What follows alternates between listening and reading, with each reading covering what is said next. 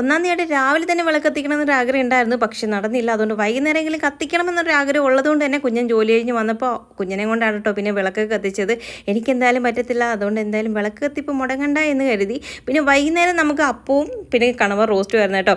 അപ്പോൾ ഇന്ന് സ്പെഷ്യലാക്കാമെന്ന് വിചാരിച്ചു. തോരൻ വെക്കാമെന്നായിരുന്നു വിചാരിച്ചത്, പക്ഷെ തോരൻ വെച്ചാൽ അപ്പത്തിനൂടെ ഒരു സുഖം കാണത്തില്ല. അതുകൊണ്ട് ഞാൻ പിന്നെ റോസ്റ്റ് ആക്കാമെന്ന് വിചാരിച്ചു കേട്ടോ. അപ്പോൾ കഴിഞ്ഞ ദിവസം നമ്മൾ ബിരിയാണി ഉണ്ടാക്കി, അതിൻ്റെ കണവ ബിരിയാണി ഉണ്ടാക്കിയിട്ടുണ്ടായിരുന്നല്ലോ, അതിൻ്റെ ബാലൻസ് കുറച്ച് ഞാൻ എടുത്ത് മാറ്റി വെച്ചിട്ടുണ്ടായിരുന്നു. എന്തെങ്കിലും കൂടെ ഉണ്ടാക്കാമല്ലോ എന്നും പറഞ്ഞിട്ട് അതാണ് കേട്ടോ ഇത്. അങ്ങനെ ഇതാ കുഞ്ഞ് നാരങ്ങയൊക്കെ പിഴിഞ്ഞു, അങ്ങനെ കുറച്ച് വെള്ളം എനിക്കും തന്നു, പിന്നെ കുഞ്ഞിനും കുടിച്ചു. അപ്പോഴത്തേക്ക് നമ്മുടെ കണവ റോസ്റ്റ് ഒരുവിധമൊക്കെ റെഡിയായി വന്നിട്ടുണ്ടായിരുന്നു. അങ്ങനെ ഇത് അപ്പവും പിന്നെ ചുട്ടെടുത്തിട്ടുണ്ടായിരുന്നു. പിന്നെ ഒരു കാര്യം എന്ന് വെച്ചാൽ നമ്മുടെ ഒരു ഫാമിലി മെമ്പറായ ചിഞ്ചു ഷിജുവിൻ്റെ മകളായ ജുവലിൻ്റെ ബർത്ത്ഡേ ആണെന്ന് പറഞ്ഞിട്ടുണ്ടായിരുന്നു. അതുപോലെ തന്നെ സൽമാ മുനീറിൻ്റെയും ബർത്ത്ഡേ ആണെന്ന് പറഞ്ഞിട്ടുണ്ടായിരുന്നു. അപ്പോൾ നമ്മുടെ ഫാമിലിയുടെയും വിഷസ് അറിയിക്കുകയാണ്. Happy birthday. ഒരുപാട് നാളിങ്ങനെ സന്തോഷവും സമാധാനമായിട്ട് ദീർഘായുസ് നൽകി നിങ്ങളെ ദൈവം അനുഗ്രഹിക്കട്ടെ എന്ന് പ്രാർത്ഥിക്കുന്നു. അപ്പോൾ ഇത്രയ്ക്കുള്ളൂ.